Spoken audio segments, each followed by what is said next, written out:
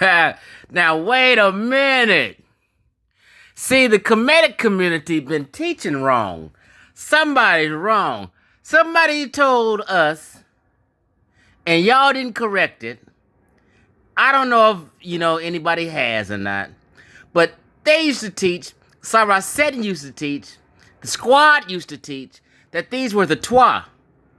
That these were the Twa, the Batwa, the Pygmies. That's not who that is. That is not who that is. That is not who that is. Wait a minute. These are pallbearers or standard bearers, right? 4 divine standards, right? The 4 divine standards, right? Talking about these little midgets. And it's a short person behind him. He's big. There's Norma. This person is bigger than those persons. But all this has meaning. And I'm not sure why I got brainwashed into thinking those are some Twa. Did Dr. Ben teach that? Wait a minute. Did Dr. Ben teach that? Hold on. Hold up. Wait a minute. Let me put some truth up in it. Hold on. Okay, let's get a little brief explanation real quick. A little animation. Okay? A little animation. Let's go.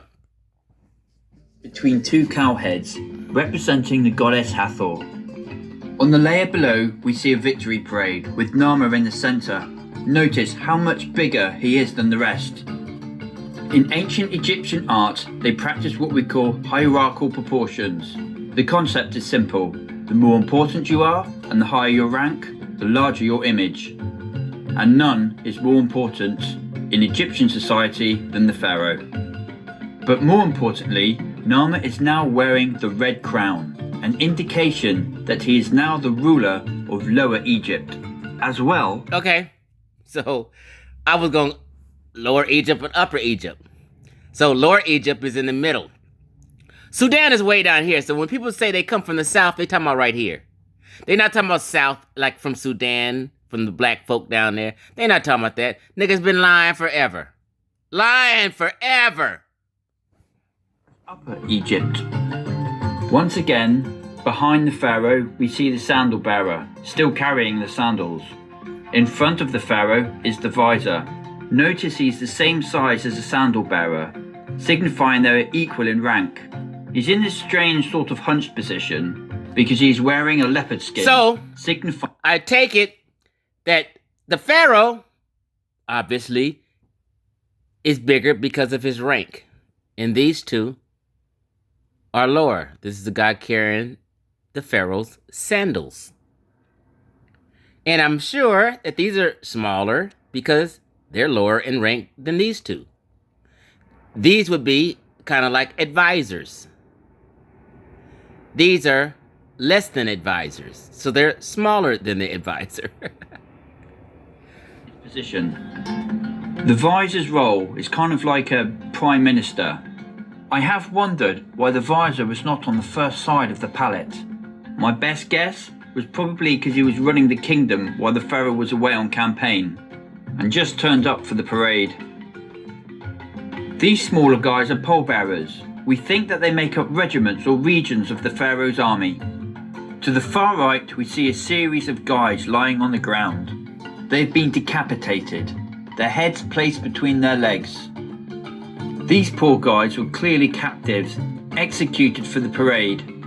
A reminder of just how violent this world was.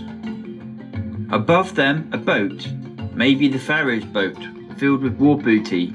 Or was there a naval element involved in this campaign? We can only speculate.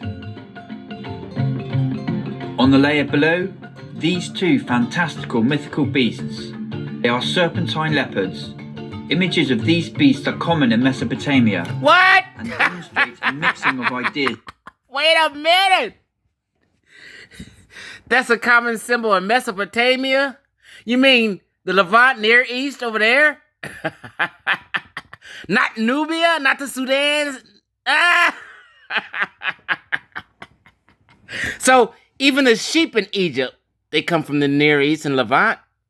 That's right.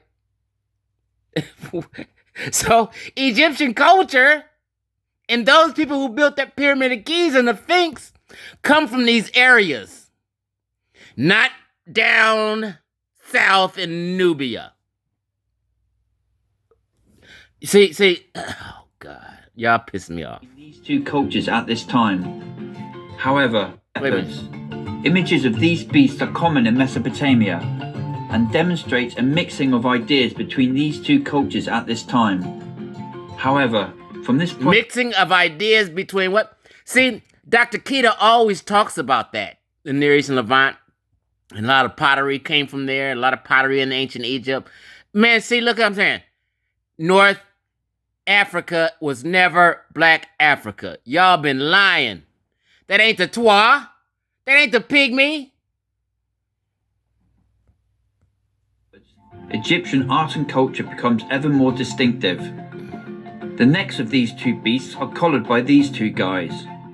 The two necks entwined creates a neat circle. This was where the cosmetics would be ground up if the palette was ever to be used this way. On the bottom layer, we see a bull. It's trampling down the enemy. The object to the right is a walled city, of which the... Now, wait a minute. Wait a minute.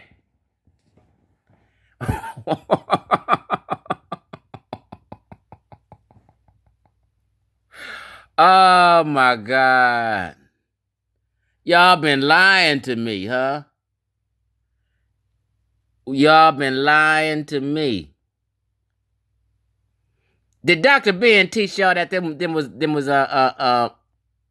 the Twa, the Pygmies? Who started that shit? Because Sarah Seti got it from somewhere. But then again, over the years, you niggas never corrected this shit.